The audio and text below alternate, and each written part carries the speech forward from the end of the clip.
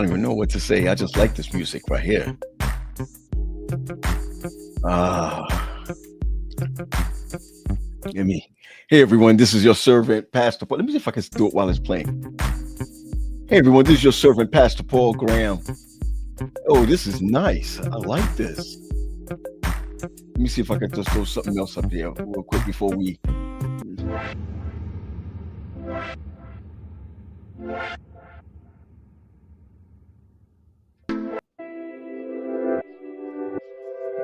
Let's go back to feeding the ducks. Well, everyone, this is your servant, Pastor Paul Graham. I am just excited about today.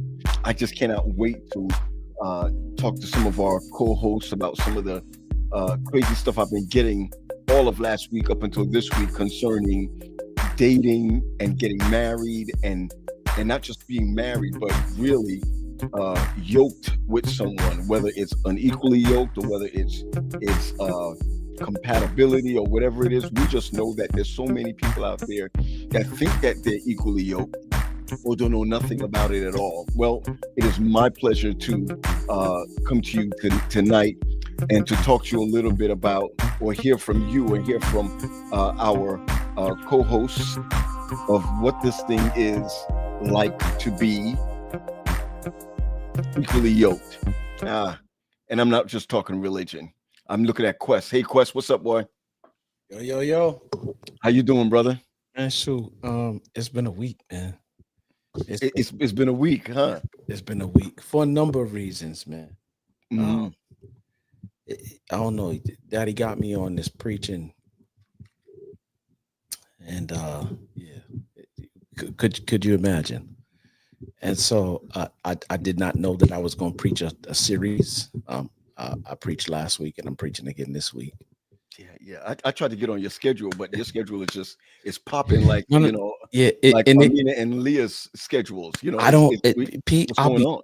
Pete, let me just say this to you, man.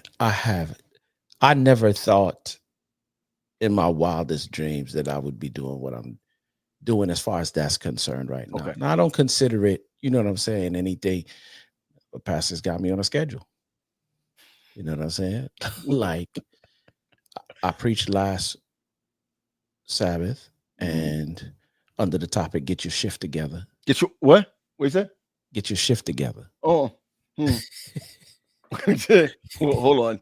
Let me just bring up Mina for a second because she handled the pulpit herself the other day and I'll be coming up with some wild stuff. It's funny you said that because I had to say it a second time. I preached from the chapter with the 5 wise, 5 foolish, right? Okay. And unbeknownst to me, man, like it was like 25 or 30 people came up all together, but 6 or 7 of them, 2 young people in particular, gave their lives to Christ, right? They want baptism. Okay. So I'm sitting here and I'm operating in this place and space, P, but it's funny too, Mina, because you don't even know how much you're a part of what's going on in my head right now. And I'll just give you a brief breakdown because I heard what you said. We're gonna jump into that. I want to jump into that. Unequally yoked. I feel like the church is unequally yoked right now. Ooh, you know what I'm saying? Yes. But that's not the topic for tonight. it might be. It just might be. And it might get there. I'll tell you why. My pastor and I, we moved good. We had a conversation tonight, and when the people came down for appeal, there was a Latino man who was there because I was just on some not end time sermon, but I was on some end time sermon. You was on some different shift. Yeah, I was like, I promise you, he came down, and when the appeal was made, and my man came down, right. He thought, or he was under the impression that we were going to baptize him right there on the spot. He was visiting for a family reunion from Clarksdale, Tennessee, and we were not prepared to baptize him on the spot. Oh. And so... You ain't get the bath water? You know what I'm saying? Like, I sat there for a moment, and I was just like, why were we not? And then I had some conversations with some people, the upper, of the church. We just don't And I'm like, well, what was cannot now be because it was for the seasons of that time. You're in a different season now that requires a whole bunch of new stuff, Mhm. right? So when I saw you post the other day, Mina, the thing that you posted with General Conference, like it was just too coincidental for me because the whole thing was happening there while what I was doing here was happening here. Mm. And I asked myself some questions this week, like why wasn't the baptismal pool filled? Who Why is it ready? not Why wasn't filled it ready? every week? Because what Yesterday. God said to me is that when I get ready to bring folk fruit through the door, what you going to tell them? You're going to set a date and say we're going to do it in 2 weeks. You don't know what's going to happen once they leave this building. Yo, sea water. That's what Yeah. that's that. Do you remember But the Ethiopian eunuch? yeah, Sea water. yeah, that's it. Yep. And what we gotta wait for? They go water right here. My man did it in what's the name? What we waiting on? You want to be baptized? I can baptize you right here. And What you so end up doing, Quest? Like, what did y'all end up doing? they ended up getting this information, and I think what happened was he ended up was going to work with somebody at his church in Tennessee because they're under construction. And that's the reason why they don't have a baptismal pool right now. But he said he's going to work with his pastor. He told me, he's like, I haven't heard a sermon like that in a long time. Wow, wow. And so, first of all, to God be the glory. Like I told you, Pete, I mean, I always like, all right, God, I'll be in church. I'm gonna do what you want me to do. Because first of all, I ain't trying to be lost. That's number one. But I never thought that it would be of this magnitude, or even experience anything close to something of this magnitude with me at the, you know what I'm saying? Mhm, mhm, mhm. And so back again this Sabbath, Again. again. Oh, So okay. I didn't know I was preaching a series. You know what I'm saying? Like, but I'm saying that to say that there's this idea, and I'm starting to see the difference between who runs the church and the lay people. I'm Mm. starting to see the difference between we are the ones that are like, scratch all of that structure that y'all doing right now because it doesn't allow the ministry to move forward. Gotcha. And then you have those who are like, no, we don't do things that way. This is the way that we do things. It almost feels like the difference between Christ versus the Pharisees and Sadducees and the Sanhedrin Council. That's what it feels like. It feels Mm, like mm. Jesus is the It's a layman. hey, it's a bad marriage. It is. Okay. This is the reason why I'm saying to you that I feel like the church is unequally yoked right now. And I'm not saying that from a condemning place. I'm just telling you what I see. I Right? got you. They can come and give me every excuse you want to in terms of lip service, but I'm watching it happen. Like I'm watching the difference happen. And every time we do things to move, we don't do it that way. Okay, what you're I going to got find up doing is people separating themselves from, okay, yeah, I'm not going to do that because I don't want to you. put nothing Hey, on. hey, I mean, I hear you. You know, you're listening to when Nina was speaking the other day. I don't remember what church it was that she was speaking at. West Philadelphia. West Philadelphia. You Born know, and raised. let me tell you something. I think we need to recognize right before we jump in. Right, I think we need to recognize that the layman is going to finish the work.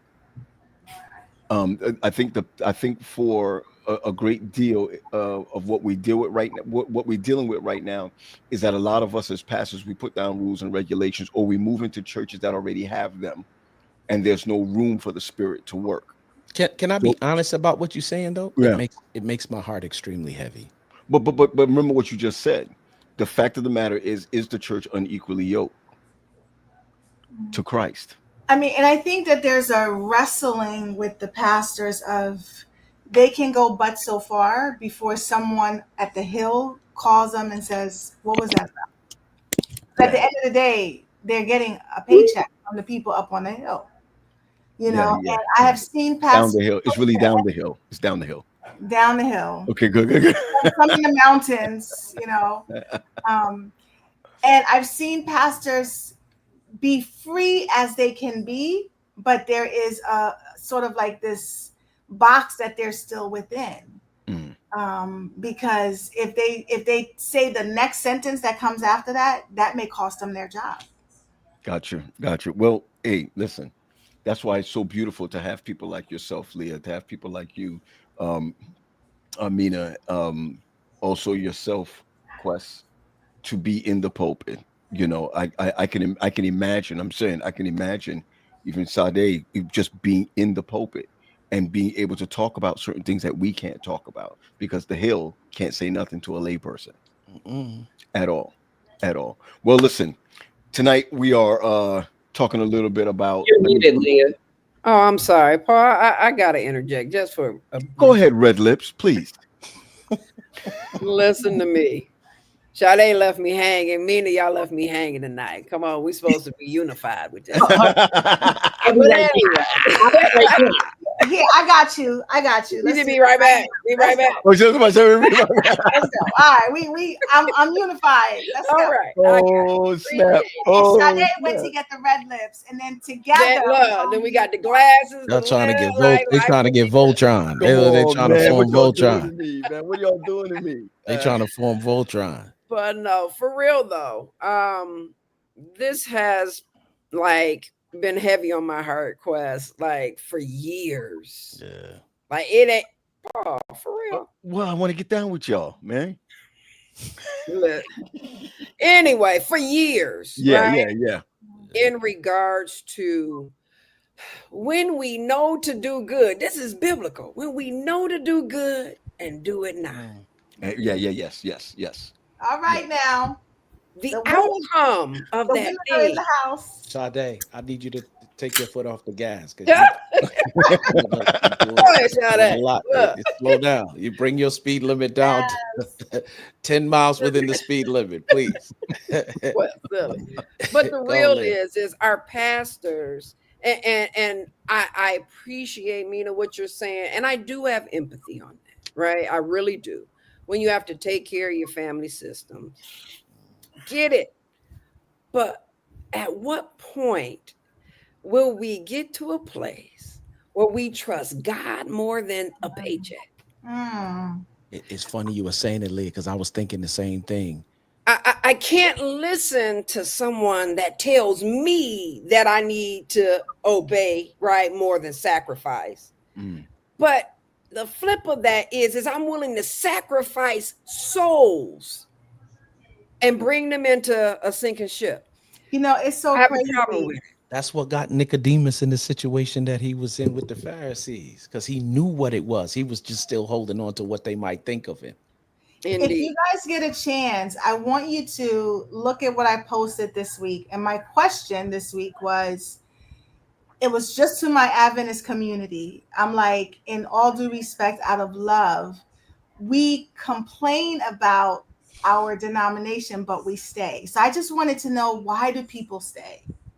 And so I could substitute, or I could add the word in, we are so unequally yoked. Why do we stay in a relationship that continues to cause Here we go. fill in the blank, right? Here we go. And I need some water. I want you guys to I need just some read water. the comments, because they were like on a wide spectrum. They were not all in one way. They were some here, some there, some in the middle. Some played it safe in their answers, but there was a lot of vulnerability, you know, that came with that. And so, yeah, you know, I think you talking about unequally yoked, not just in the religion. GC's happening this week. You know, there's a lot of that going on there.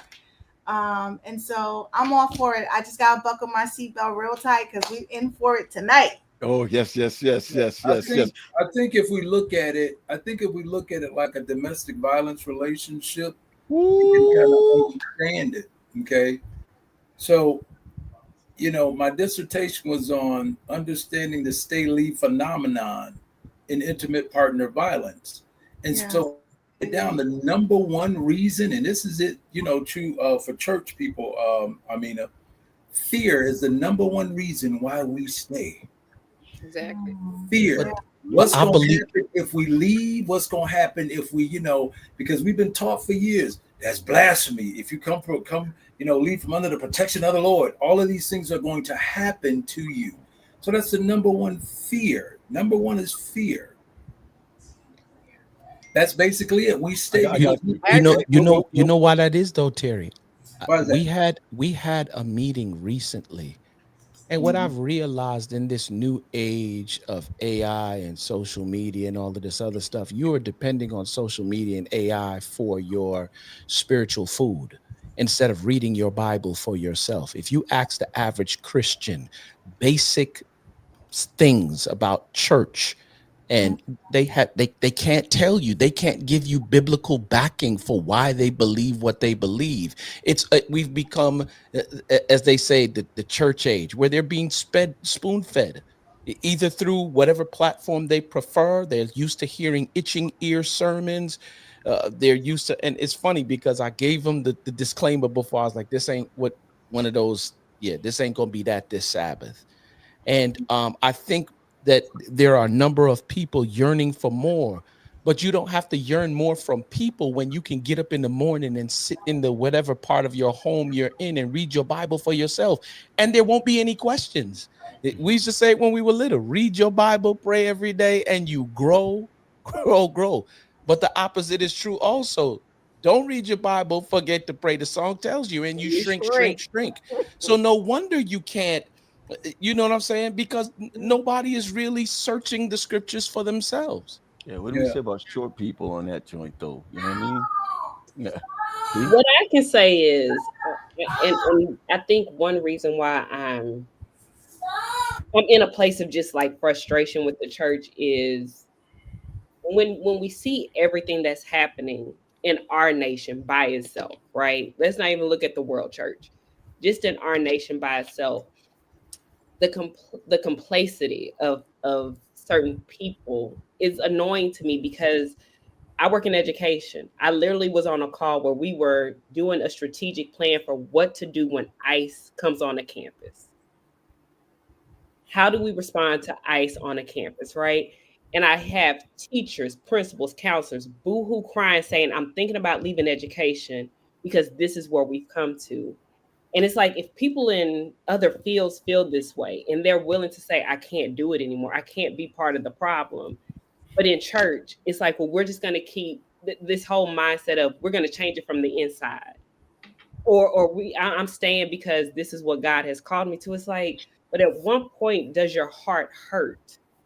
Not only for yourself, but for other people who we are constantly bringing into the foolishness while we're trying to change it. That's where I am right now. That's what I said. I'm not trying to. Well, yes, I am. Yes, there's pure foolishness, and I go back. All 5 of you were witnesses when we were in Baltimore, and I learned so much about how this church works. And I was literally sitting there like, "What am I?" That's confidential. Here's the thing. But I had to ask myself, what am I a part of? Like, if I don't agree with something, I have the right to leave. And I just and I think this week's because Mina posted the question and I gave my answer. It's very confusing, but I'd rather have peace of mind than to continue to check a box just saying I went to church. That's it. You know, it's funny as I'm listening, right? Because I already know what we're talking about tonight, right? Because this is just a preamble of where we're getting into. It's funny that everything that you all are talking about can be related to relationships. 100%. I mean, you just said it just now, Sade. You talked about checking the boxes. You can check all the boxes that you're thinking of and still not be equally, and it's to be unequal with the church, right? Okay, I go here, I do this, I do that, but the fear of being not accepted in that relationship of the church, the fear of not having, not following suit of what my mother used to do, the fear of this. And I love what you said, Terry, that it's the fear. How many times have we been in wrong relationships, wrong church, wrong relationships, but we won't come out of it? How many times have we been in unequally yoked relationships, but we won't come out of it because of fear? Okay. So I'm going to pose this. I'm going to start with this text, right? Even though, remember we said, right, we're not talking about, this is not necessarily about religion, right? But we've got to come to a point where what does equally yoked look like? What does it look like? And one of the reasons why I wanted to go into that is because one of the things that I've realized, am I unequally yoked with the church? Am I unequally yoked with my community? Am I unequally yoked with my marriage? But I Okay. want to start. But I want to start off with this word unequally yoked. I want to go into relationships, what that looks like, and I really want to hear. And I'm really sorry. I'm lighting a little fire under your behind, and also under Terry's a little bit too. Seeing that you are the Resident single people. Go ahead. There we go. Good. There we go. There we go. The resident single people. So we have a special guest. We have special guests with us tonight. As we dig a little deeper into this, I love this is my sister Glow. Love her so much as we transition, but we can go in and out with this. She said, I'm an old and been Baptist, Catholic, agnostic, and finally SDA. Wow, I don't know why she reminds me of Leah. This is the closest to scripture, though. It must be great. No, Toot your horn, sis. love you, Glow. Love you, Glow. He says, she said, oh, wow. I'm just reading it. I was on my way out until I ran into COH. But I could easily break off to a reformed SDA. And I'm wondering sometimes, is Paul Graham afraid? Is Paul Graham afraid? Paul, you've been speaking, and I've been wanting to remind you, and I'm not going to go deep into it. But if you remember when we were in Baltimore, the conversation that we had that Saturday night at where were we at? Hugh's house? Yeah. Yep. Remember that conversation we had that night? I think he remembers. I'm not going deep into it because I hear you, Terry. I hear you. I'm not gonna go deep into it. Yeah, I see what he's doing. He get rid of you can't get rid of me because you know I was on your head and I'm Look at Terry said, I got to come back. Listen. Why was I the first to be let go, though? That's what I want to know. You were doing like this with your hands. But Pete, I'm just saying that I'm not going at an undisclosed location, Q. I'm not going to go. We were at my bad. I just wanted to big up the home. I just wanted to big up the homie for hosting us. You know what I'm saying? Right. So, and that's the homie for real. So I'm not going to go into the details of the conversation, but what you're going to find in the near future, I've seen a couple of them already do it. It's not no secret, so I can say a couple of names. Freddie Russell is now doing his own thing. Myron Edmonds is doing. E.T. been doing his own thing. APOC is killing the game up in Lansing. There are a couple of others who are on their way. Pierre Quinn. Oh, I'm just telling you. Right. And I'm wondering, and I may be, I'm not trying to put anybody out there, but I really am wondering, because I saw her post, if Kimberly Bolton may be kind of like she did. spreading her wings too. And I'm like, yes. She's on her own also. She's on her own also. And here's the thing. My personal belief is that none of those people necessarily wanted to do that.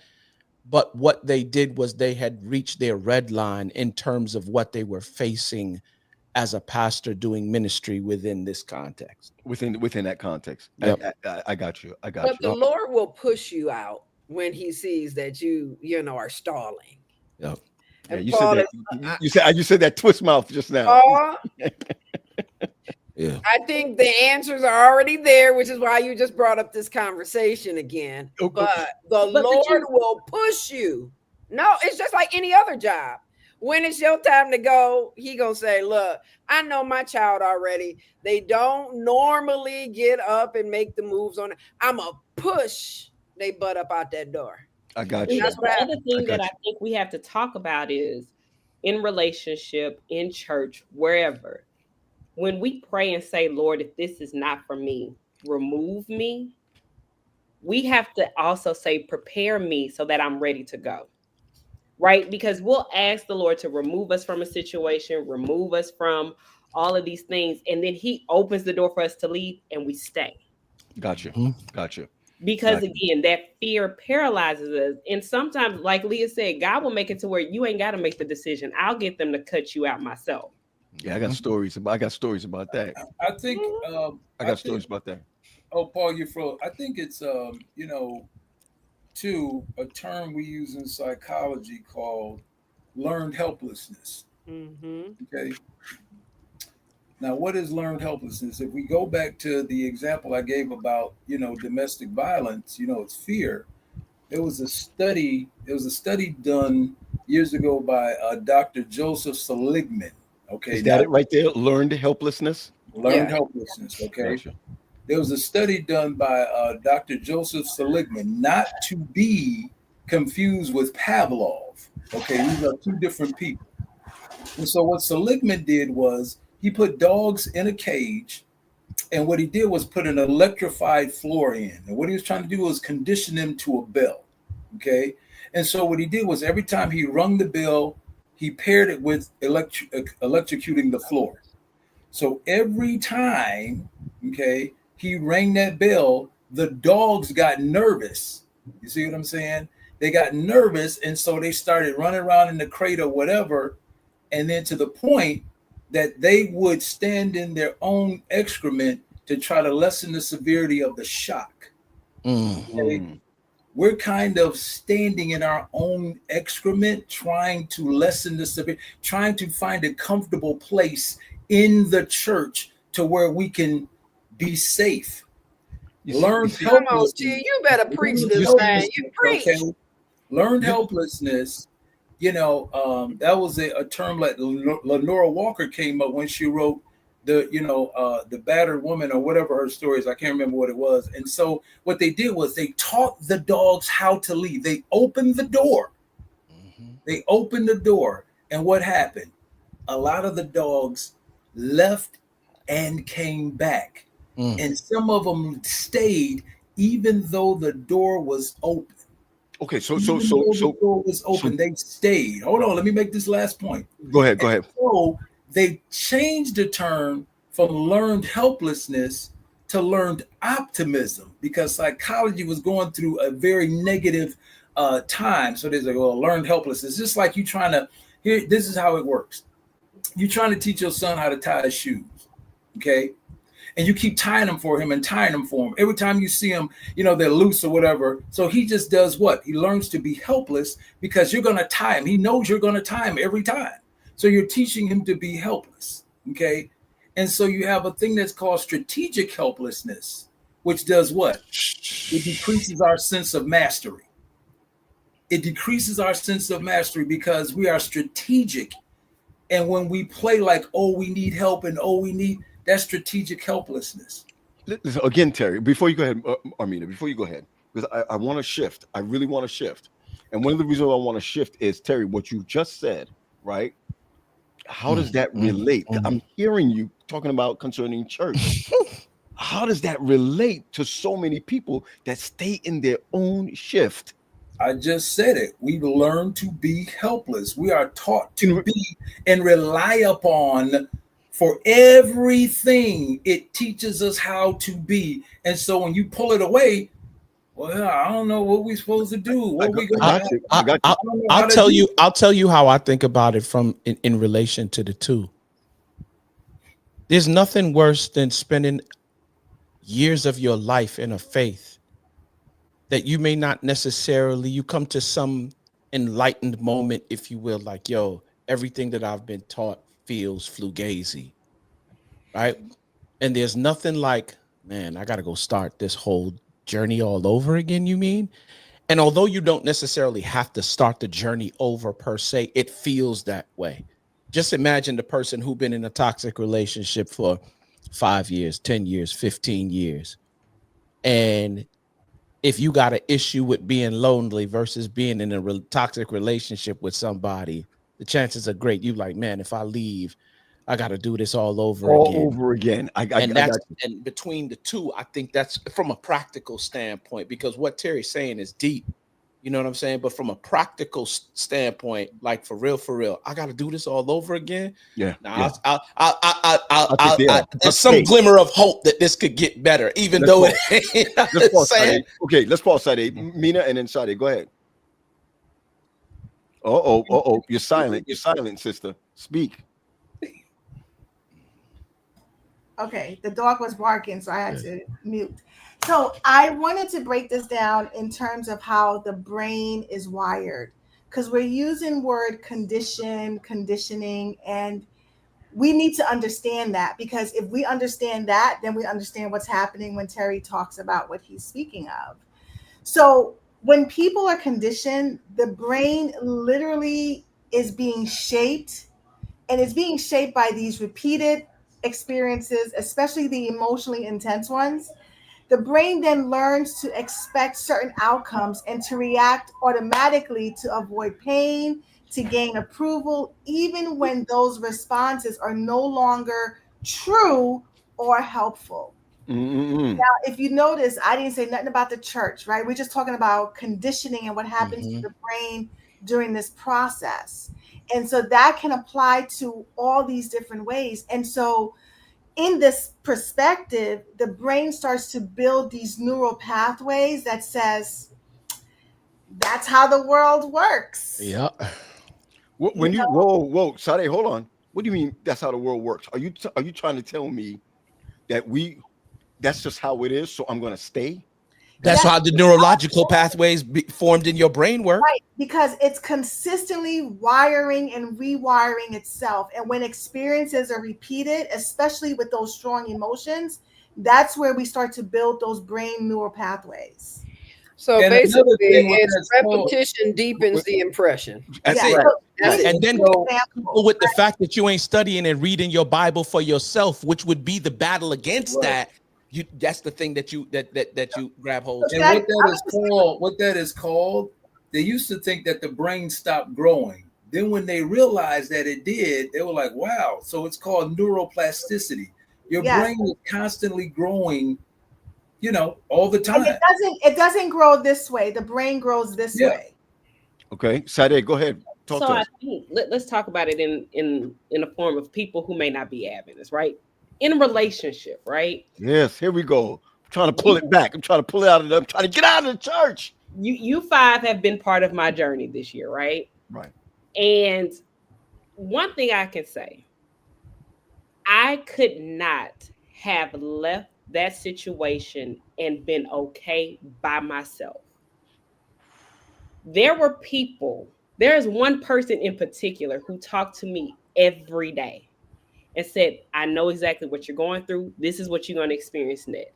This is what's going to happen next. You're going to want to go back. You're going to, every day. I could call this person at 2:00 in the morning, boo-hoo crying, trying to figure it out. One thing we have to really be mindful of is it's very hard to leave. I don't care how toxic the situation is. Everybody ain't got them.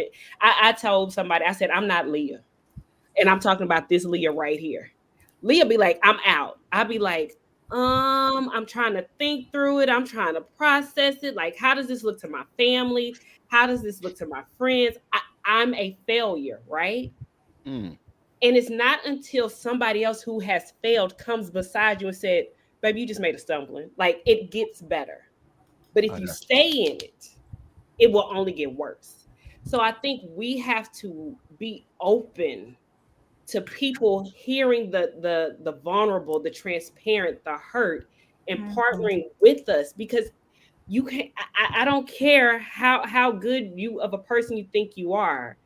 When you leave something that has shattered you, like, you really sit there and you say, well, what else is there? Like, what's better than this? And you can't see it because of the brokenness. But when you have somebody who has been broken and who is now healed come alongside you and say, I know what your next step is. And if you just keep moving forward, you may not see it yourself, but it gets better. There's a reason why we have community. But one has to be open to receiving a community in order to move past whatever the situation is. And that's what I think is missing in relationships, in church, in whatever relationship even people leaving their jobs. Whoa. You have to have somebody who has said, yeah, I know what it's like to miss a car note. Okay, I got you. I think real quick, Pete, I want to say this because that's a word right there. Okay. I think if a lot more people came to the understanding that I don't know what's going to serve me, but I know that this is not serving me. Yeah. And moving in faith is the thing that gets you to the next place. You know, I like what was said earlier before when he says, like, if I leave this situation, if I leave this unequally yoked situation, family, not family, relationship, church, job, whatever, I'm digging more into Family too. Family. Okay, cool. All right, cool. You know, my thing is, how do I start over? Right? How do I heal from that? And I think a lot of times, and I'm going to say this, right, especially as we're going to about to bring on our next guest. One of the things that really gets to me is that I have sat with second generation Adventists. I don't know about any other race or what have you, or persuasion of people than Black people, who have said, I've stayed in my situation because of the church. I've stayed in this because I've seen my parents stay together, so I'm not going to disappoint and do anything differently. Is it possible? And I put the question up there, right? But is it possible for people to become equal in an unequally yoked situation? Is it possible? And if the answer is yes, is it possible for what? I was about to say, what do you mean? Is it possible to become equal? To because if you re-yoke, because that's a term. What? Right? Yes, you can. The question you're asking is, can you become aligned again, or just aligned? Period. That, or if you can remain inauthentic to a situation because you're trying to remain in the relationship for the purposes of the church. Okay, that's what I'm trying to get. Like flush this out, because it can be interpreted in a lot of ways. Yep. What are you thinking? Let's go. I mean, how am I fleshing it out? Because when you originated from somewhere, it's derived out of something. So what are you meaning when you say equal? Can one become equal in inequality? What are you saying? Well, you just said something, Leah. I mean, come on, girl. You know what? Don't question me. Just talk. I'm just asking the question. I'm trying to understand here because I get a little. Listen, there's so many times, right? And I cannot wait to get this guest up. There's so many times we are in a place where you can work it out. God will work it out. Pray it through. So and so where you're unequally yoked, right? What are we waiting for? A miracle? Can that really happen? Can there be a miracle in the relationship? Or what are some of the issues that gets us into unequally yoked situations? Trying to get the favor of other individuals who's not in the relationship. That'll get you in a big one. Or even let's look at this. Black folks still ain't equally yoked in America. So like all of these systems and processes and all these things to believe, and this is the thought of a lot of people. If I just pray, if I just fast and pray, listen, if God tells you, God's not going to continue to repeat himself. Would you go back? I remember. Well, some people are unequally yoked with themselves. So, of course, they're going to be. Right. So, their decision making always going to be. Huh? What are we doing? What's happening? Wait, that's what I'm trying to figure out. If your last situation came listen to you, listen to me. Let me tell you something. Listen, I would personally be on the next plane with a belt in my hand and whoop Sade aspirin myself. If your last situation came to you and said, "Hey, I'm a new person. I'm a new so and so. I want to try this." I'll whoop her aspirin myself. Oh. Let me tell you what. First of all, I don't know how he would contact me, but my response would be, my prayers are answered, that God changed your heart. Bless you and keep it pushing. Understood. Okay, understood.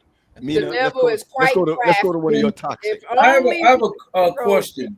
I have a question. Can we? You're talking about what was the term you used? I mean, a re-yoked or what is it? Re-yoked. Could that be like, I don't know, rebaptized? Let me say this. I'm just asking. I don't know if it can be the same thing because I like that. Wait, hold on. Don't move too quick. Don't move too quick. I was about to say I like that because I'm gonna tell you what, and I don't mean no, but T, that was good. It was good because how many times when situations have occurred in your life, right? And let's say you have strayed or faltered or whatever, that there's always this coercion back to having to be rebaptized to be in good graces with. Okay. I have been, Sade, the type of person that says I will never get rebaptized. Ever. No, y'all don't understand me. Then if we believe in rebaptism, if we believe in that, then we believe in re-yoking. Who believes in rebaptism? I do not. No. Hold on. I believe that rebaptism is a personal choice. Like, Lord, this is something just between me and you that says I'm rededicating myself to you. Yeah, everybody don't. It's not. It's. I don't believe it's a like the standard of the church, or it should be the standard of the church. Right. If you feel right, Leah said, I don't believe in that. Once I baptize, Lord, I may fall, but that's why you died on the cross. That's what communion is for. Right, exactly.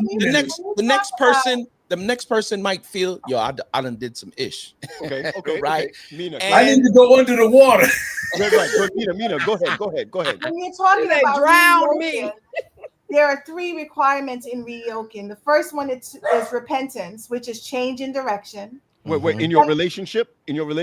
See, I'm not putting a thing to it. I want to put a thing to it. I mean, this could apply to what you got personal going on while you want to put a thing to it. Right. Listen, this is my therapy session. Hey, last week, this is not your. Wait a minute. Hold on. Let me finish giving you my thoughts. Last week, you wanted to put a label on it. Remember, you needed to know. Go ahead, That's Mina. what you said last I don't want to week. talk to Terry Yes, right now. but today the topic is unequally yoked, not just religion. Go ahead. So that leaves it open to religion or relationships. We're talking about all R's tonight, okay? It's a blanket. It's a blanket. It's a blanket. So reyoking requires 3 things that all start with an R. Repentance, which is changing your direction, recommitment, choosing to grow together, and rebuilding trust and shared values. So I don't see nothing there about rebaptism, but if me and God, if I feel like I need to align myself with God because I'm misaligned, I'm going to repent. Okay. I'm going to recommit to Him, and I'm going to work super hard to rebuild my trust and grow in Him. So put that in the mindset of a relationship right now. Sade, be quiet. Be quiet, Sade. I almost flicked y'all off.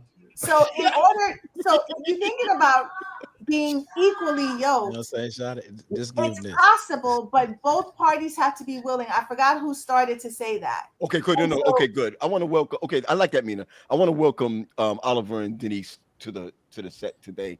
I'm gonna put them right here. Here we go. I don't know if you all are able to see their faces while we were talking, but their faces were just terrible back there. I don't know what it was. So I'll tell you what I was thinking. Okay, wait. Ali coming straight out. I'll let you know. So here's my take, and I don't want to necessarily derail because I know you're trying to shift gears in the relationship. Do whatever. But let me just say this: part of the problem with I'm not just gonna say Adventism.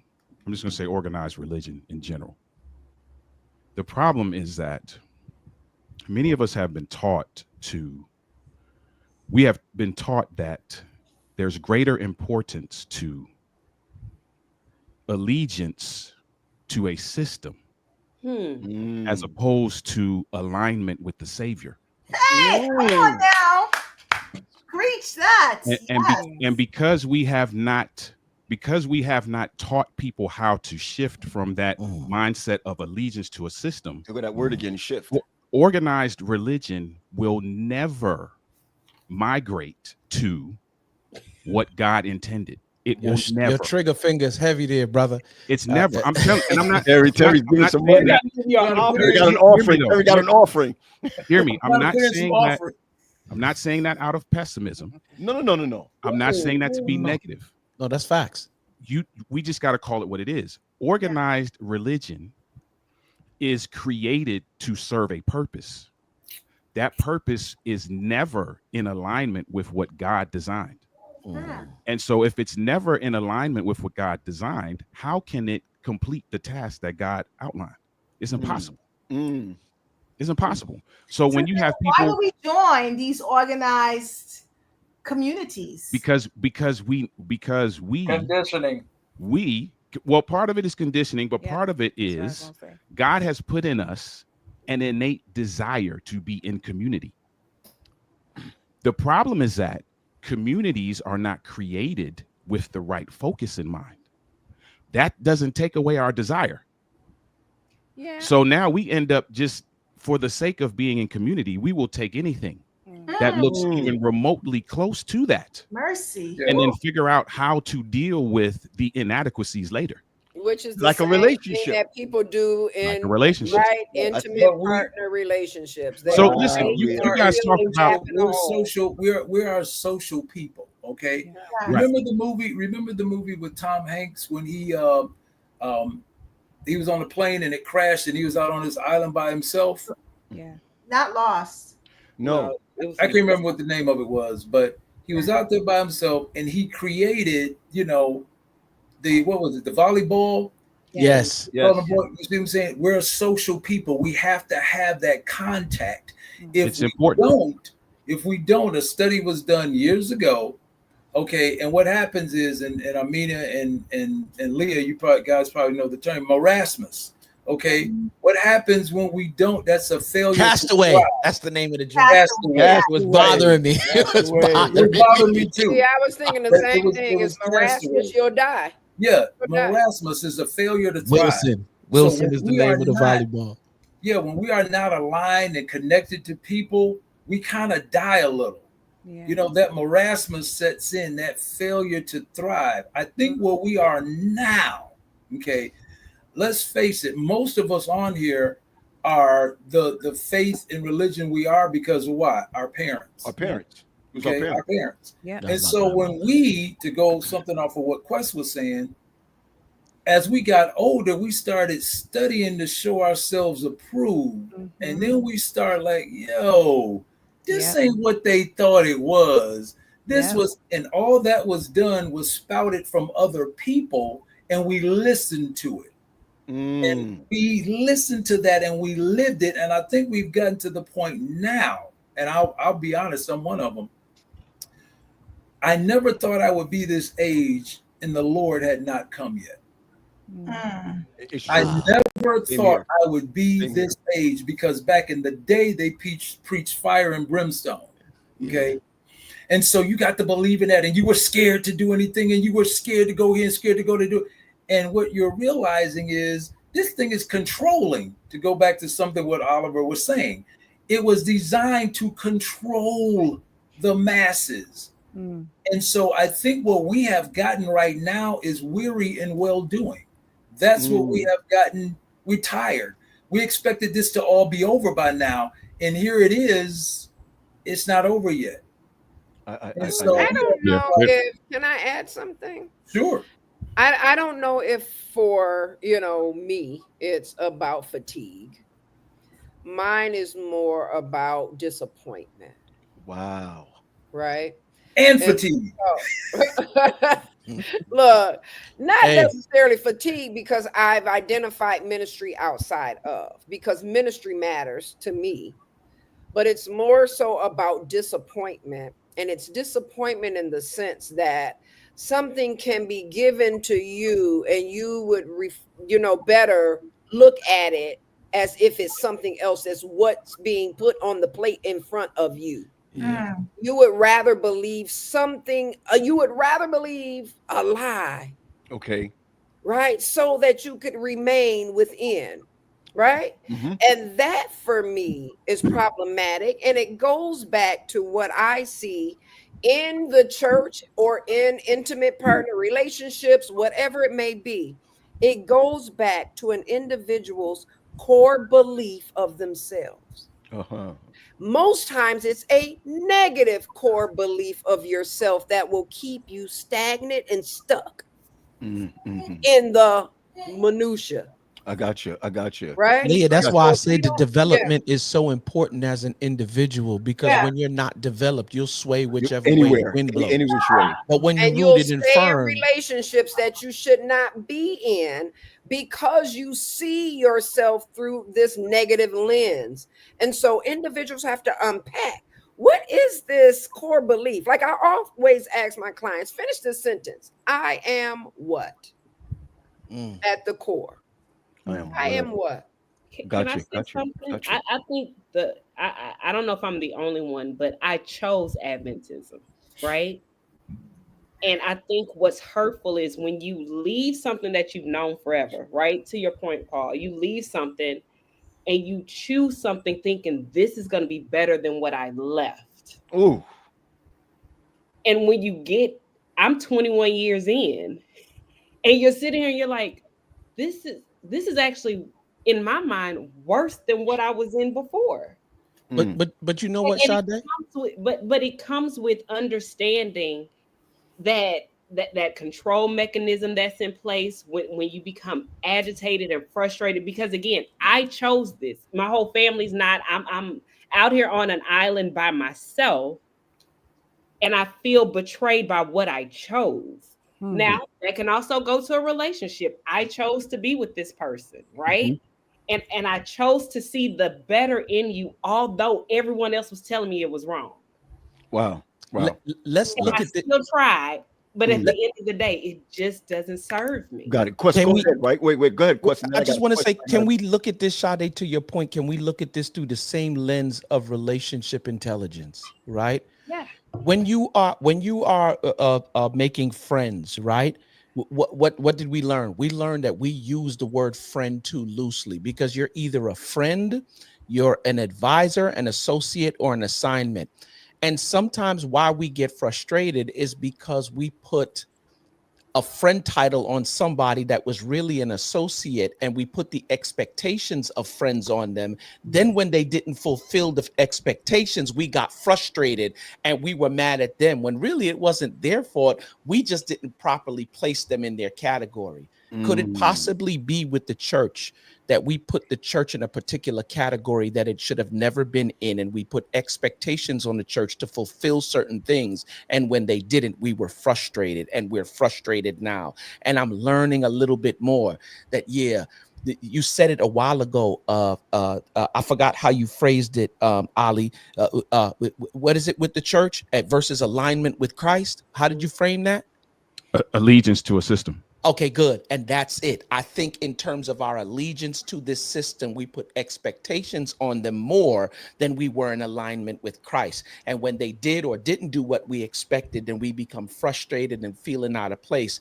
And now I'm in that place and space right now where I'm making the shift, if you will, to a place where Christ, Jesus, I want to be more in alignment with you than I have this allegiance to the church. Okay. And I think we have to take a step, right? Because I forgot who said it, that said some people aren't even equally yoked with themselves. One of the hardest things to do when you leave anything, a relationship, if you leave a church, whatever, is sitting in a place where you have to confront the God in you.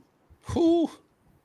And you have to sit and look at it and say, what was it about me that allowed me to believe that this was where or where I wanted to be? What is broken in me that it's nothing broken in you. It's nothing broken in you. It goes I'm gonna tell you what it is. Belief. I'm gonna tell you what it is. And it's an indictment on somebody in the comments said, I'm confused. What is organized religion? So let me just clear that up. When I said organized religion, what I'm talking about is the governing bodies over our belief system. So the denominational system, those kinds of things. That's what I'm talking about when I say organized religion. It's not always that it's something broken in you. It's an indictment on how we present it to you. We present it to you as though it is your opportunity now to strengthen your relationship with God.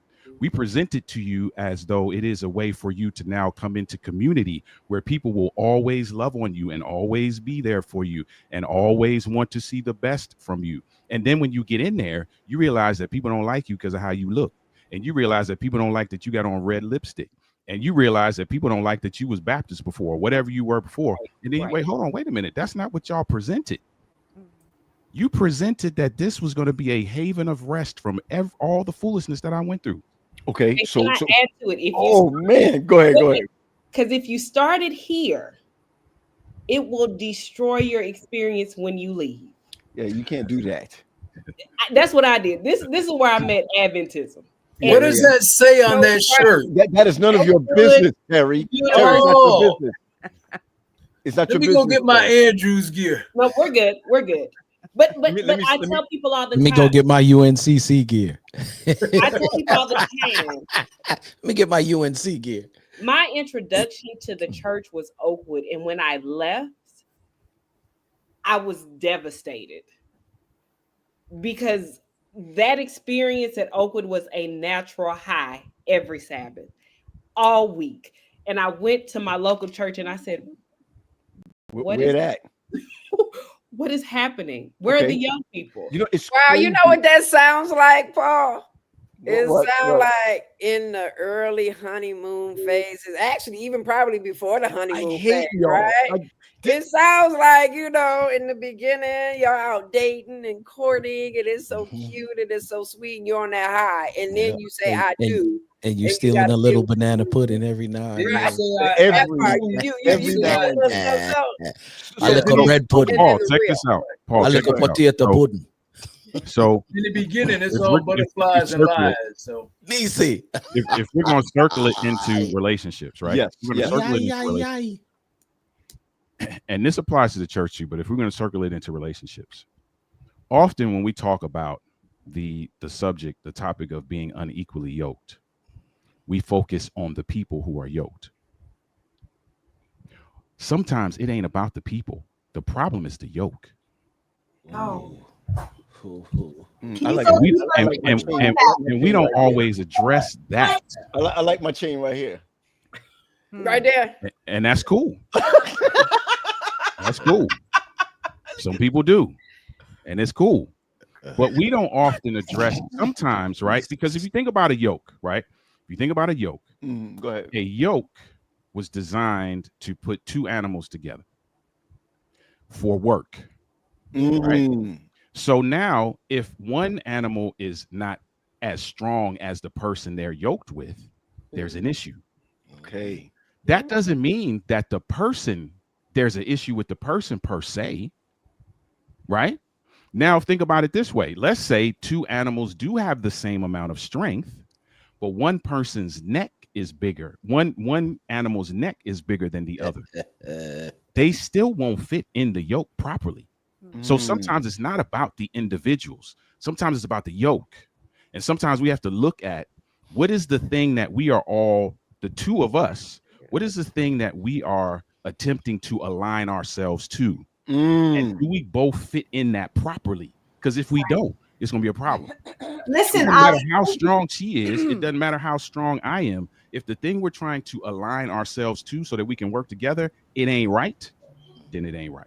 Thank you so much, because we're not talking about egg yolk. Okay. We're talking about a yoke is a wooden harness, right? That joins two oxen together to plow a field. Right. So just imagine if one of those ox is not doing what they're supposed to. Exactly. So are you basically saying that in a relationship, thank you, honey. In a relationship, we are missing, we're misaligned. Is this what is happening when we are unequally yoked? Or I'm going to ask you this, and this is for Denise also. Are we picking people who are not aligned with us, but we're hoping that they'll align with us later on? Now, the reason why I'm saying that, Denise, what's your thoughts, Denise? Yeah, I think that that happens a lot. You hear people say all the time, you know, I know that he's this way, but he'll change. Oh God.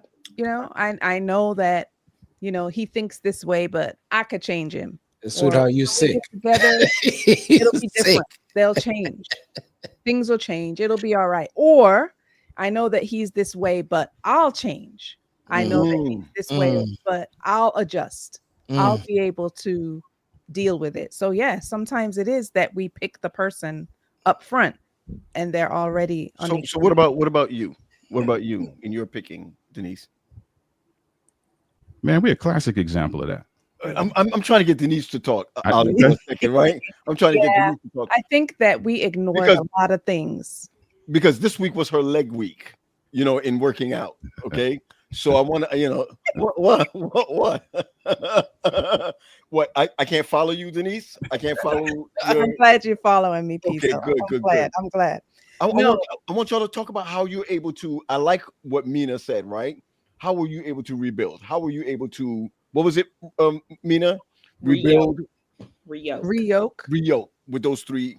Just share with us, please. I don't think it was a reyoke, because reyoke means that you were, to me, means that you were at one point yoked, and then you had to say reyoke means that you, I don't know, became uneven, and then you reyoked again. Okay.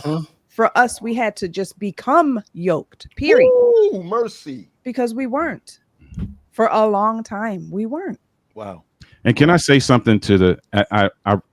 I got to be careful how I say what I'm about to say, and I haven't thought it through, so it might come out wrong. But the person who said the problem is the yoke, and that's why we need Jesus's yoke. Yes, sir. Yes, sir. Now I agree with that.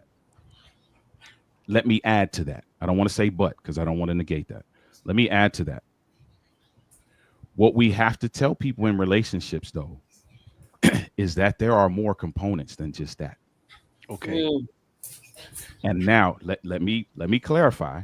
I am not saying that Jesus is not all and all. Is not our all in all. That's not what I'm saying. But if you take our experience, once we recognize, yes, there is some alignment that we have to have as it relates to our spiritual growth, there was some other things we had to do as well. We had to learn how to talk to each other. And we had to learn how to listen to each other. And we had to learn how to respect each other. And then we had to put some things in place that governed our spiritual intimacy. I'm not talking about Jesus now. I'm talking about what are our goals, the values, the vision for our marriage, the mission for our marriage. All of that became the yoke. Because when we got together, there was no yoke.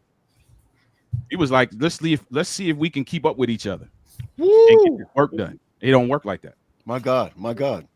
That's like you saying, I'm gonna have these two oxen plow this field for you, but you don't put nothing on them, and one run left and one run right. All over the place. It ain't gonna never happen, right? I think So there is more to that, is all I'm saying, right. and that was part of the yoking process for us. I think Terry, please. I think too, Oliver, what you're talking about is there was a willingness to work things out. There's a willingness to work things out. Before, you guys were willful. And people confuse those two words. Willful doesn't mean I'm willing. Willful means I'm going against. Yes. You had to be willing to come together, because prior to that, you were willful. I ain't doing it. Well, I ain't putting my gun down. She got hers. So, and you sitting there, who's going to put it down first? Who's going to put it down first? And then you're not coming together. And then when you guys finally decide to put those weapons down, here we go. Now we're walking together. We're moving together. I always get like this. This is what's going on in the relationship. Okay. This is what's going on. And every now and then you guys are going to meet up. Well, we may, have some intimacy, and we're back at this. Then you guys start doing this. You see what I'm saying? Cycles. Or you guys start doing this. You're no longer doing this. Yeah, that's good. Wait. So check this out. If we add this, this is what I said this week on Facebook. I said potential is hopeful and disappointing at the same time. Jesus. So find what you want because it is, not what you hope to get because it could be. Yeah. When did you post that? Right. You gotta follow me. You looking at everything else. I'm looking at leg day. I'm looking at leg day. I'm looking at leg day. Okay. You ain't looking at the knowledge that's being dropped. So check this out. If we want to, sorry, Ali. Okay, I'm sorry. I'm looking. It's all good, man. We're trying to get healthy over here, man. So let me add a spiritual component to it. Okay. Let me add a spiritual component. And then Sade, I'd like to hear from you. So if you think about the example of some of the animals being yoked, right? We got to take it even a step back, right? The animals don't yoke themselves. Right. The farmer has observed Ooh, let's go, preacher. My God, my God. and Let's go, knows preacher. how to pair them up so that their Right. strength is adequate and somewhat aligned and equal. Yes. No, it looks at their body structure and knows that, okay, this one's neck is big, but even though this one is strong, the neck is small, so it might slip out the yoke. Hey, Ali, so you saying don't match up with nobody unless the master farmer match you up with Our mistake was Yeah. watch your mouth. our mistake was no farmer put us together. My God. My God. Teach. Yep. And We that's put what we put ourselves together Man. in what we thought might have been a yoke. But we had two very ideas of how that field was going to get plowed. So what we ended up doing in year 1 and 2 is actually choking each other. Wow. Well, let's see into that. But I hear you. I hear you. So now, for those who have the beautiful privilege of being single, You know, Denise won't even smile on that one. You know what I mean? listen, It's ruminating. it's Ruminating with me too. I had to think about that. listen, it's true. It's That's true, what though. we were doing. It's true. So for the people who have the beautiful opportunity in this life to be single, now what you have to do as you develop, Quest says this all the time. He uses this word all the time about development. As you're developing, you need to also be asking the farmer, which we figured out who that is in this equation, to pair me with someone who has the same direction. Yeah, but we're not interested. But Ali, we're not really interested I in what ain't the getting farmer with wants. nobody till I see that nigga no way. So I need that. Okay, I was waiting for it. But let me say this. Let me say this. Hey, let me holler at you real quick before you talk about you talking a shot. Let me holler at you real quick. One thing I can say, right? I've had the distinct honor and pleasure of having God protect me in relationships. Praise God. Wow. Okay. Right? Wow. I've had and I joke about my ex and say all the things, but what I will say is when I sincerely said, God, if this is for me, let me know. Because I think a lot of times we desire to be yoked so bad. We will start to try to help him build the yoke. Like let me help the farmer build the yoke. Wow. The farmer don't know what I need. So let me help him, right? And it wasn't until I said, God, if this is for me, let me know. And if it's not for me, let me know. And when he did it, right, I had a choice. I had a choice. I could have said, no, I'm going to make this yoke fit. But what I understood is if I make the yoke fit, I am choking life out of myself. It's not even about us choking each other. Right? I'm choking life out of myself. And so what's hard, right, is when you've been unequally yoked. Because even unequally yoked means I'm still yoked to something. Mm-hmm. To be by yourself again and carry all of that weight by yourself is what's scary.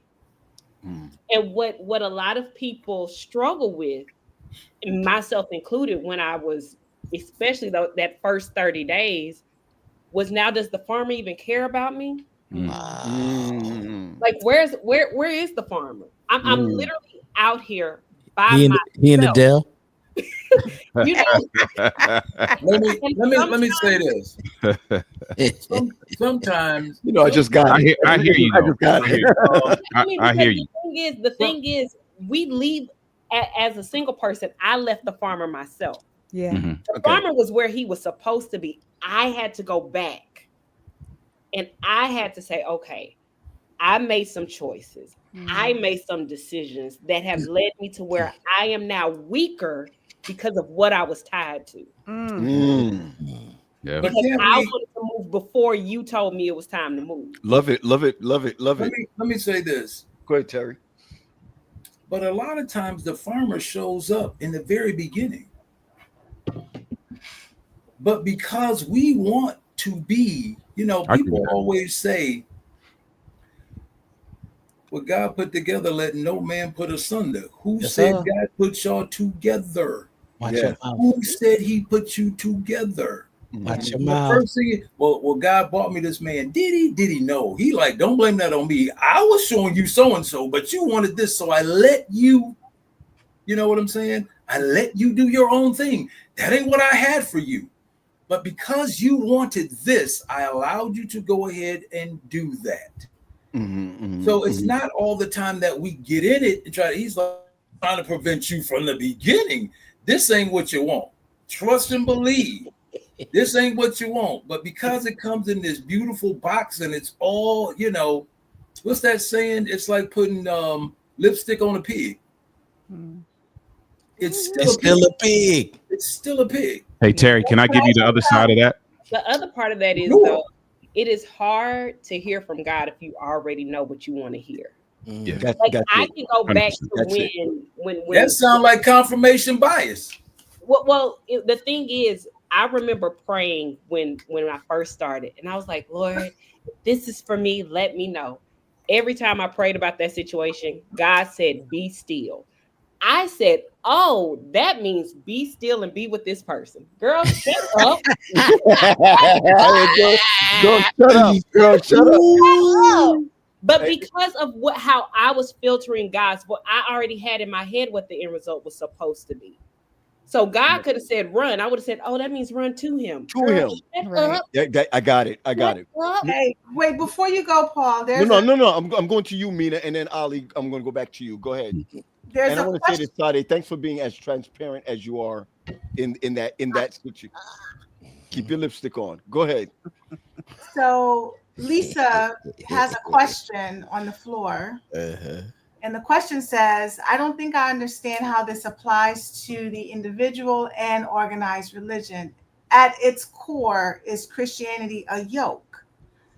So I just wanted to take a stab at that. Oh, I'm sorry. Go ahead, Paul. No. Take a stab at it.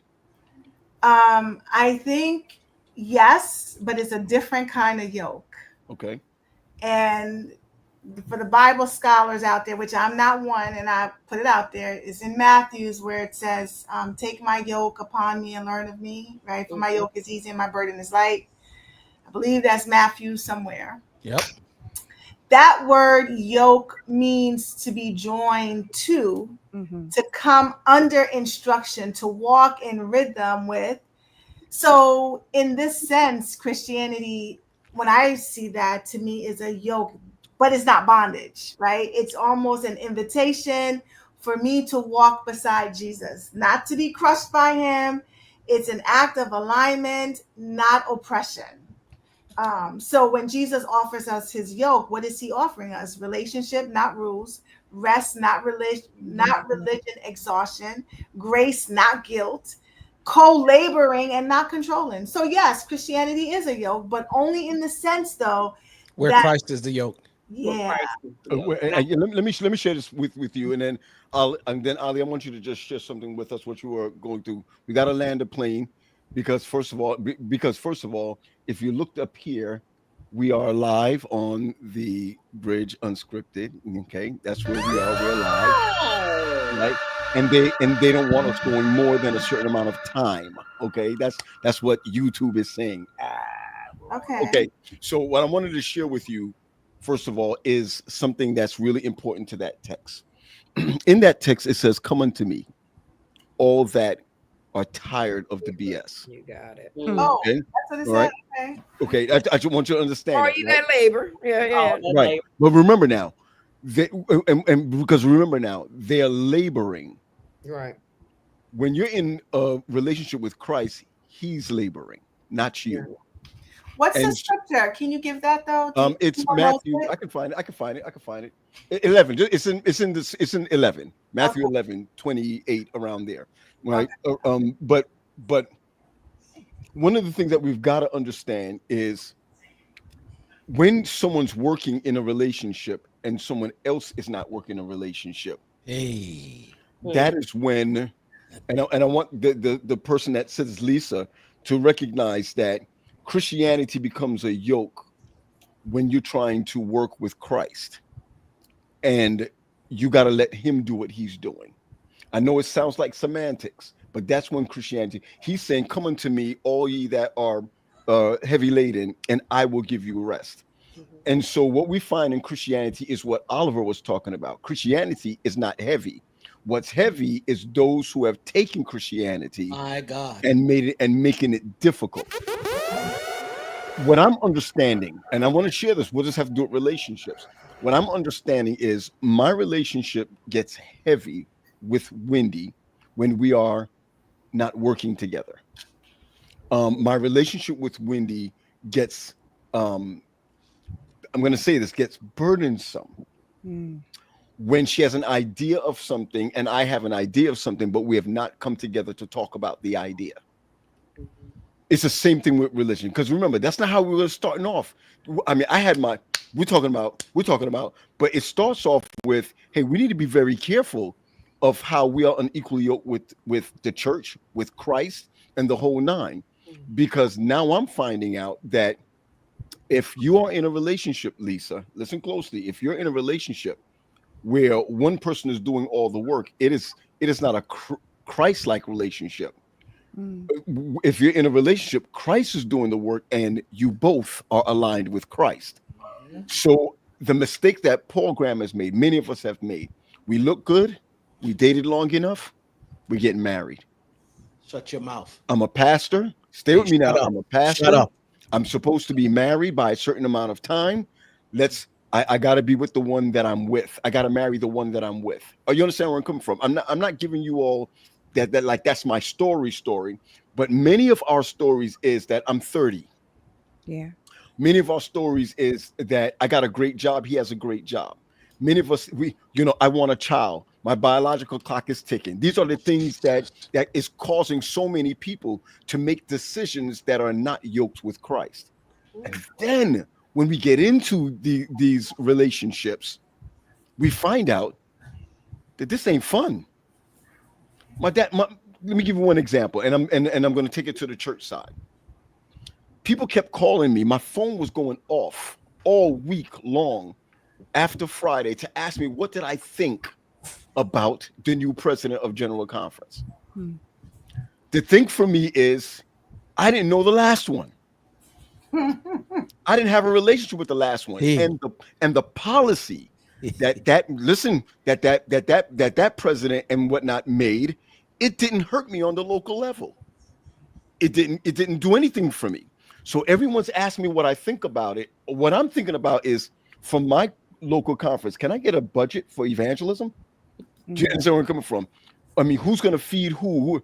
So a lot of my colleagues are worried about what's going on at top.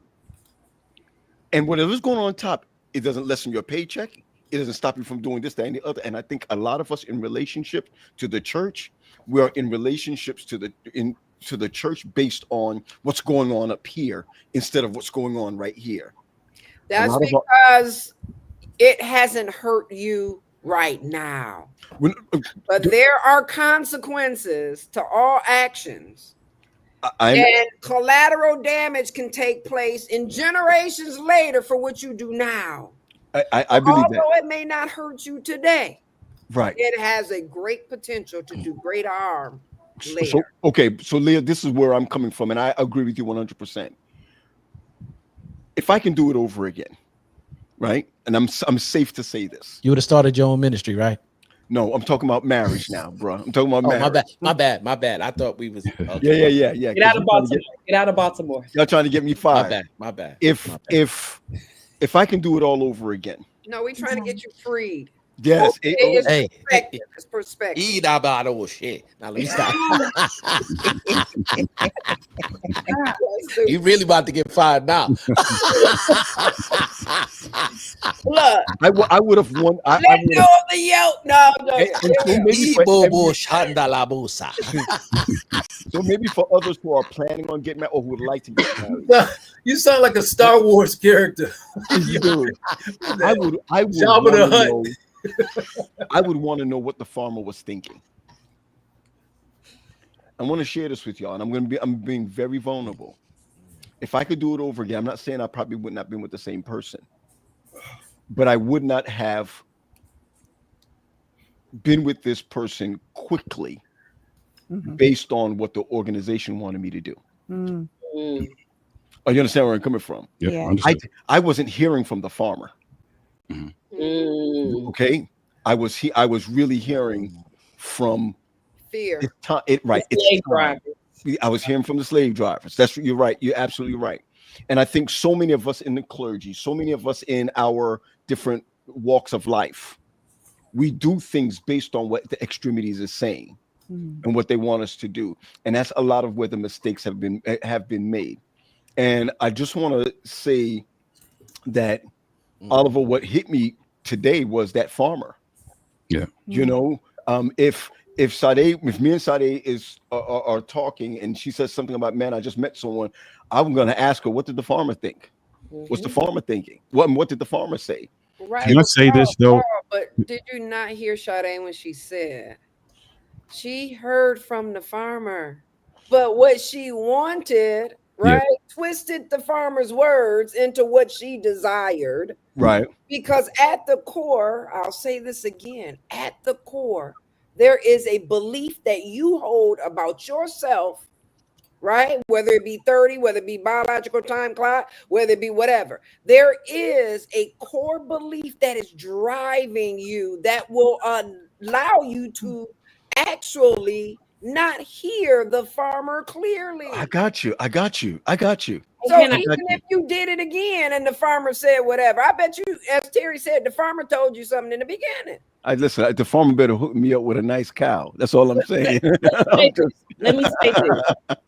One thing I will say that is different, and it's funny how quick God can work, right? It wasn't until I was okay never being yoked that I could actually hear from the farmer. You better stop it.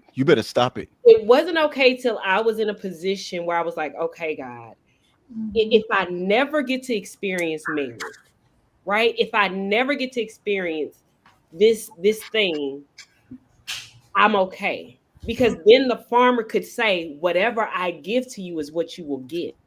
Wow. Right? I got you. I could accept without my own interpretation of what it has to be, what it has to look like, what it has to feel like, to say, okay, whatever the farmer blesses me with, whether it's me plowing by myself, or if he yokes me up with someone else, I'm okay.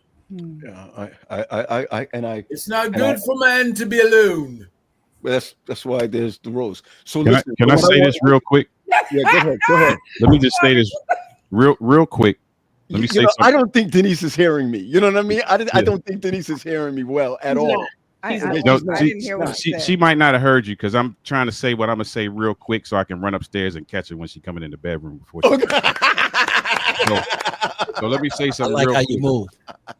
To the people who are married, let me just say something to the married folk. There's a verse in Psalms 139, I think it is. That says, don't do it. Lord, and know my ways. This is for the married folk. You need to take a moment and do that. Let me tell you why. Because we've talked about the yoke from one perspective. But the yoke is also a restraint that the farmer uses to ensure that two animals work together. Wow. So if we go from our experience started off bad. Let's just leave it at that. Somebody asked her recently in a retreat that we did. When I told our story, they asked her, why did she stay? And she said, what did you say? I said, I felt like God was just like, don't worry, I got this. Don't do anything yet. In other words, he was your yoke. He was my yoke. Wow. The reason was my yoke. He was my restraint. That's right. That's what you mean by restraint. He was like, So, don't go anywhere. Exactly. So when we're trying to do this in year 1 and year 2, a yoke was put on us so that we would get right. Aligned. So you aligned. I tell Yes. people all the time, Yes. she is the person that God used to save my life. Tighten up yourself. So there's one side of this yoke thing, but there is another side as well. And that's why I'm saying to the married folk who may feel like, man, something ain't right, I don't think it's going. I'm not saying that you should stay or go. That's not what this is about. Yeah. What I'm saying is that you should do what it says in Psalm 139. Go to the farmer, and have the farmer help you determine whether this is something that's supposed to grow you and bring you into alignment, or this is something else. Sometimes Christ ain't the yoke. Sometimes sex is the yoke. Hey, listen, family. I know that Terry. Speaking of that, Quest, you can leave now. Go get ready. I'll be up in a second. She's there to give you restraint. Yeah, she's there to give restraint. That's see, Leah. You see what I'm saying? That's why she's here. To your point, Ali, lay priestly hands. Ali, to your point, before I have said on this show, in some situations, marriage will be the thing that saves us. Indeed. Yeah. I've said it before. That's my I believe testimony. there's some people, there's some like it will be the thing that humbles us enough to say, you know what, I got to do it God's way. And what I will say to single people out there, you're not yoked. You if it ain't what it's supposed to be, you can leave. You're not yoked. You may be walking along beside each other, but you're not yoked if you're not married. Gotcha. Hey, listen, family, we're really out of time, but I got to go around the clock on this one. Out of everything that you've heard tonight, oh my goodness, Jason, why are you just coming on, Jay? Why are you just coming on? With everything that you heard. Wait, before we go, Shut up, Dre.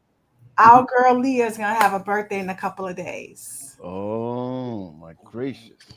Mine was Let's yesterday. celebrate her. Happy Mine was birthday. yesterday.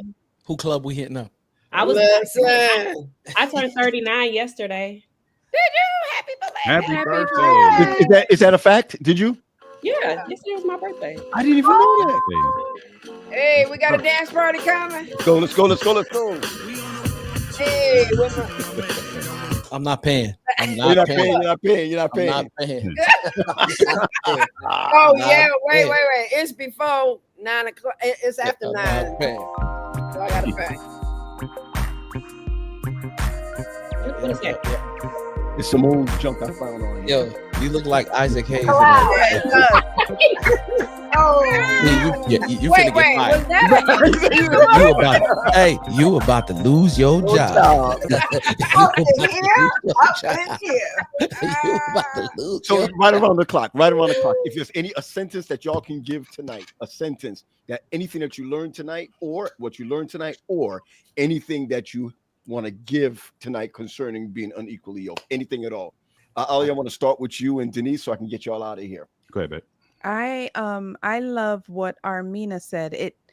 Even though I knew the scripture, come unto me, all you who are Heavy. are heavy laden or whatever, Mhm. and I will give you rest. Just to hear you say that again, that Christ's yoke is not a burden, and that it shouldn't be heavy, and that all of that which you said, that really touched me. I don't know why, because I've heard it a million times, but for some reason tonight I was like, yes, this Jesus thing is not supposed to be difficult at all. It's not supposed to be difficult. None of it is supposed to be difficult. My Jesus. Yeah. Listen, thank you so much. Ali and Denise. Thanks for coming on. I can't wait. What are y'all doing next? What is your next gig? Or Well, we're trying to figure out when we're going to do another Have a Conversation After Dark. The next thing on the plate is West Philadelphia's marriage retreat in New Jersey. Yeah. Gotcha. But yeah, we'll stay tuned. We're going to do another when is the Have date a of that? Conversation After Dark. That's August 1st, 1 to 3. August 1st. First weekend in August. The first weekend in August. Yeah. What's the actual date? August 1st to 3rd, right? Yeah. It's a weekend. We're in Jersey. I'll text you. I can't think of it off the top of my head. Because I think I'll be up there. If I'm up there, I'm coming through. All right, cool. I'll text you. Absolutely. And if Let's all go through. because you're in Delaware and you're close. That would be dope. But wish you the best. Wish you the best. All right, guys. Y'all take care. Y'all take care. Family. Good to see y'all. All You right. guys. Yeah. Man, he was doing all kind of crazy Quest, knowledge. what are we doing, Quest? That's that invisible. What was that? What was that? The invisible that you throw up. You passed it over to him clearly. You passed it to me. Oh, I see. Wait. Taking that gas. First, I gotta say thank you to all my peoples from the D. Like they've been coming through all night. Yeah, I'm seeing. Love it. Is that like? Is that Mary Judy Bass? Mary Judy, that is my girl. I love her absolutely. Teresa Cry, Josh McAllister, that just said happy birthday. Like these my peoples from. I got you. Mina said, "What are we doing right now? What's going on right now?" What up, Jay? Look at kids too. Get the eyes going. All right, Sade, your turn, girl. Your turn. What's your wisdom thought tonight that you got or giving? Old habits die hard. No, what I will give is that Jesus did not go to Calvary for you to settle. Come on. Wow. My God. Dang, you took it there. You took it there.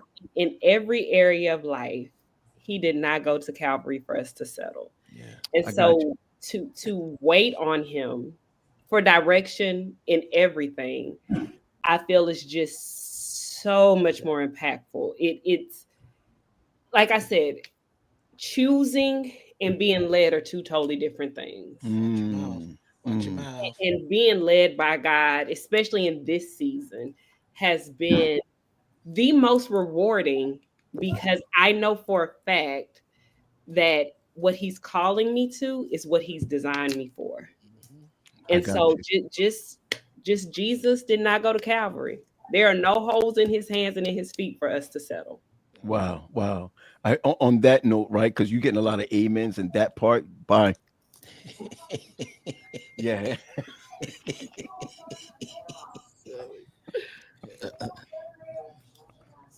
Take two and pass, P.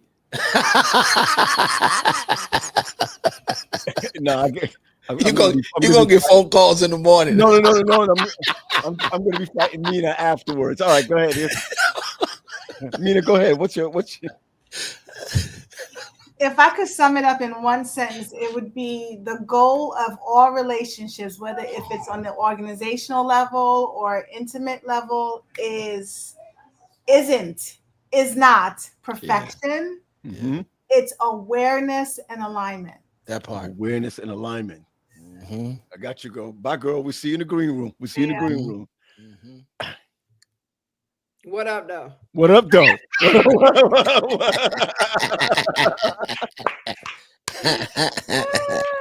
You know what I'm saying?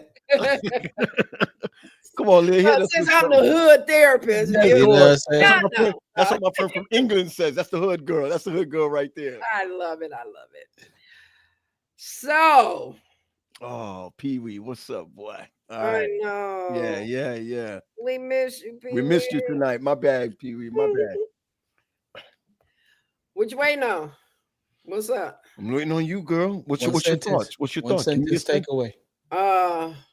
The yoke starts with your mind first. Jesus. Starts with your thoughts first.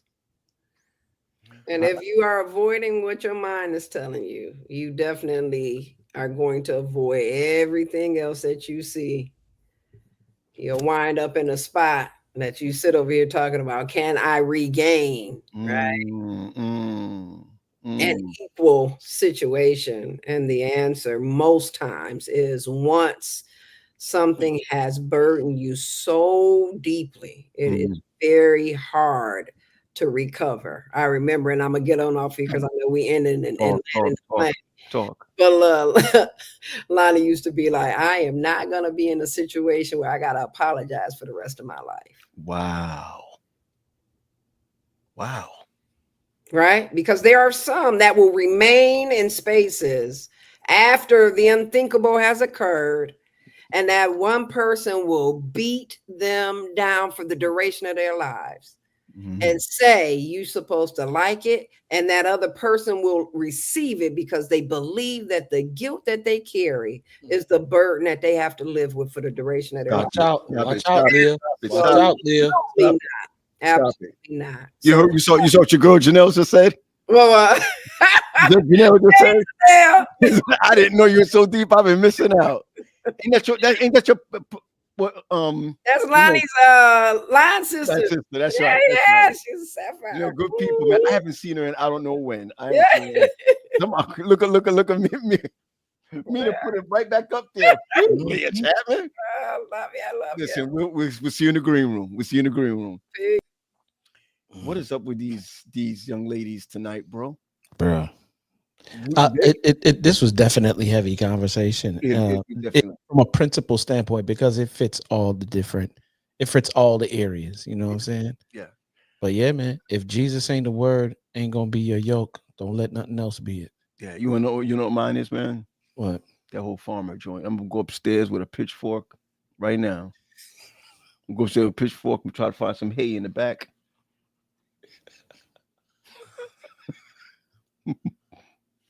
Put a little cowboy hat on with little boots. Like, and two you remember that, we hear from the farmer. Flat. Get the fan. Get the fan. We gonna rodeo up in this. Where them fans at? Yo, man, let me tell you something, man. I always get a word. Yeah, man. I always get a word, man. I always get a word. Yeah. And I loved it tonight, man. Yeah, bro. I noticed this is not self-serving in a sense, but this is like one of our highest numbers tonight, man. Yeah.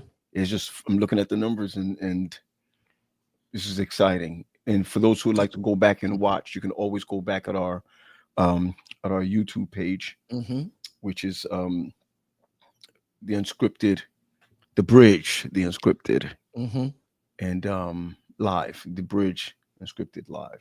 Yep. And just go ahead and share it with others. And it's almost time for us to be in your town soon. It's almost time for us to be in your town soon. We're gonna do this again real soon. And looking forward to spending some time with my friends, with these great minds. Anyway, be blessed, everyone. Be blessed. And we'll see you next week.